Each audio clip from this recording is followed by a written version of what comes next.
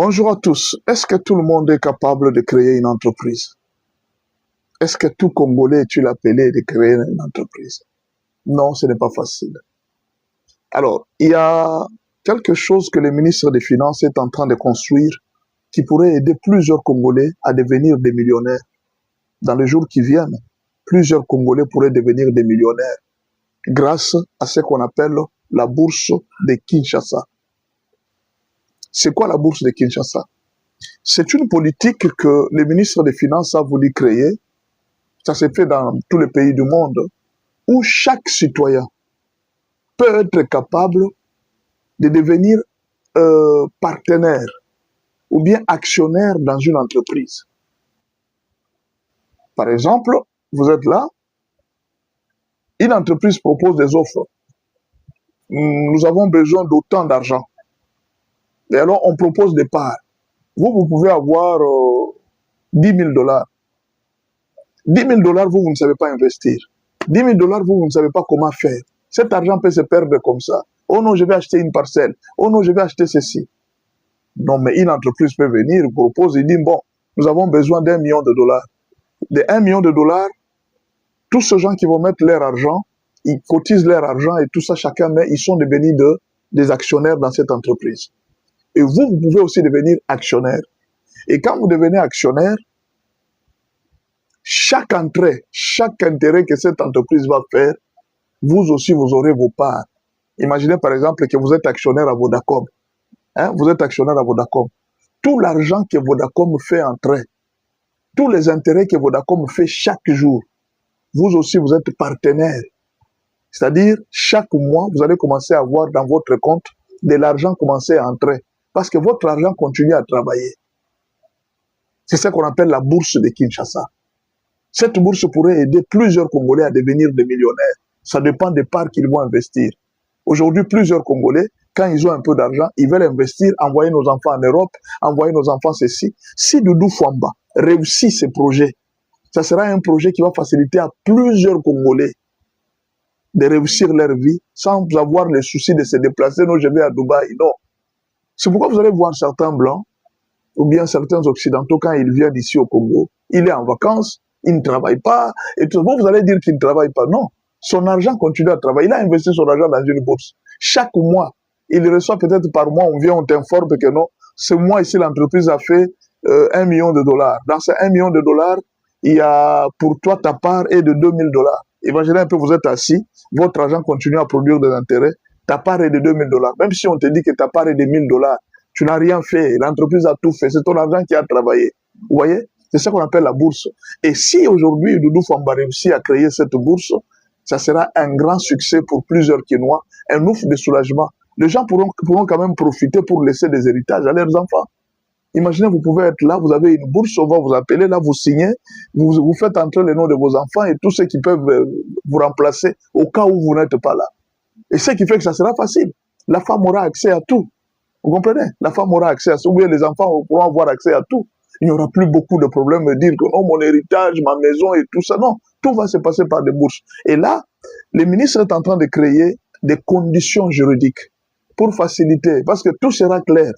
Quand vous êtes partenaire ou bien actionnaire dans une bourse, on va commencer à vous informer toutes les activités telles que ça se fait.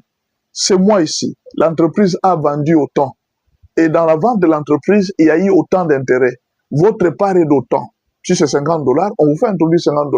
Si c'est 300 $, c'est 300 $, on vous fait introduire. Ce qui fait que si c'est par semaine, l'entreprise a fait entrer, vous avez 50 $ par semaine, ou bien 100 $ ou bien 300 $. Ça dépend du montant que vous avez fait investir dans une entreprise.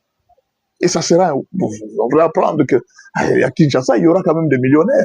En RDC, il y aura des millionnaires. Et si cette bourse s'étendait dans toute la RDC, les gens pourraient, à partir de l'intérieur et de partout, pourraient investir. Et alors, ça sera une très bonne chose. Et alors, ce que nous demandons au ministre, c'est de renforcer la crédibilité, la confiance. Parce qu'il faut reconnaître que au Congo, les gens n'ont pas confiance. Peut-être ces derniers temps avec les banques, les gens quand même ont vu, ils commencent à retirer l'argent des banques, les gens ont eu leur salaire à partir des banques, mais il faut dire quand même que les Congolais n'ont pas naturellement confiance à la fonction publique, ils n'ont pas confiance à tout ce qui se passe. Pourquoi? Parce que à un certain moment, vous allez voir quelqu'un, il est là, c'est un agent de l'État, il est protégé par des gens, n'est-ce pas? Protégé par des autorités, c'est le fils d'eux, c'est l'ami d'eux. Quand il va prendre l'argent des autres, il bouffe. Personne ne va le poursuivre en justice parce que non, on aura peur.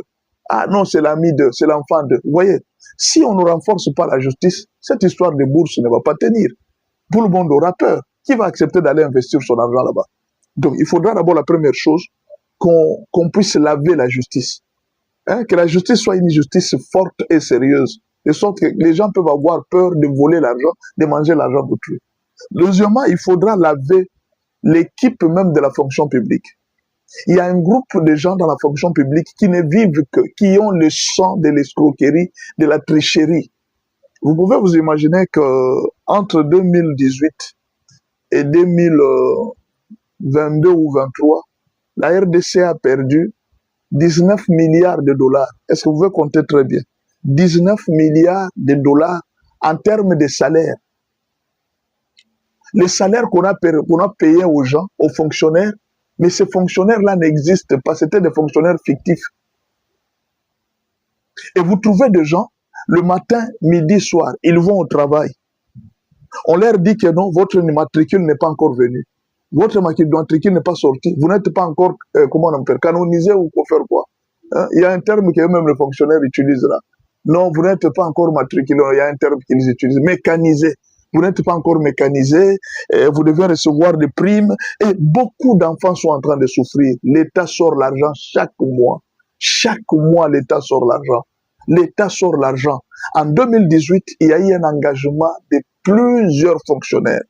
Comme les gens savaient que Kabila est en train de partir, les gens ont profité pour engager leurs enfants. Leurs enfants, ils ont mis beaucoup de gens dans la fonction publique. Et la fonction publique s'est retrouvée avec plus d'un million de travailleurs. Plus d'un million de travailleurs. Et parmi ces 1 million, quand l'IGF a commencé les enquêtes, on a trouvé que non, il n'y avait que moins de 500 000 travailleurs.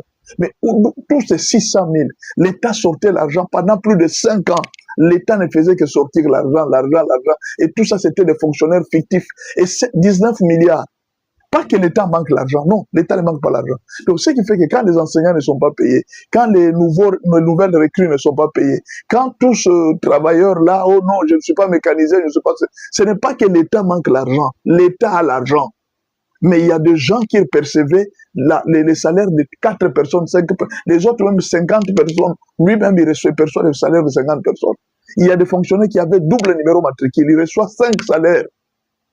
Et tout ça parce qu'ils étaient des protégés d'eux. Donc tout ce que je vais demander au ministre des Finances, Doudou Famba, c'est de veiller parce que c'est quelque chose qui est public. Comment nous pouvons faire confiance aux entreprises publiques? Comment nous pouvons faire confiance à l'État? C'est vrai, nous allons investir, nous allons mettre notre argent, c'est facile de le dire. C'est séduisant, c'est comme parole. Mais si vous n'êtes pas dur avec la fonction publique, si vous n'êtes pas dur avec les fonctionnaires publics et vous laissez chacun faire de l'État ce qu'il veut, mais alors ça ne sert à rien. Ça ne sert à rien. Pourquoi créer une bourse qui demain nous saurons que la bourse va nous faire mal demain. Donc, veillez à établir la justice et veillez à laver la mentalité des fonctionnaires de l'État. Sinon, cette histoire-là, un jour risque de finir par des procès. Ça sera comme une histoire de bindo. Les gens mettent leur argent pensant que nous sommes en train d'investir, l'argent va nous revenir, et puis quelques temps après, nous allons apprendre que non, voilà, c'est fini, la bourse de Kinshasa est terminée, et tout ça. Et la dernière chose, on doit stabiliser l'État. Vous voyez, il ne faudra pas que chaque président qui vient, il change son système. Chaque président qui vient, il change son système. Les gens auront peur. Il faudra qu'on mette des structures qui ne peuvent pas changer. C'est pourquoi, si même il y aura constitution, il faudra qu'on prenne une grande décision, qu'on verrouille la constitution elle-même. Cette constitution ne pourra être changée ou révisée qu'après 20 ans. Par exemple, ce n'est qu'après 20 ans qu'on pourra déverrouiller cette constitution et voir comment on peut l'établir. Si après chaque 20 ans, on peut changer la constitution, il y a une date stable. On donne l'opportunité à chaque président, après, si la constitution a fait 20 ans, on peut revoir, bien sûr, pas changer, mais on peut changer après 20 ans. Mais on peut revoir certains articles. Mais alors, il faudra que vous puissiez prendre toutes les mesures possibles. Sinon, cette histoire de la bourse de Kinshasa pourra tourner très très mal. Merci beaucoup pour l'idée, ministre des Finances. Merci beaucoup.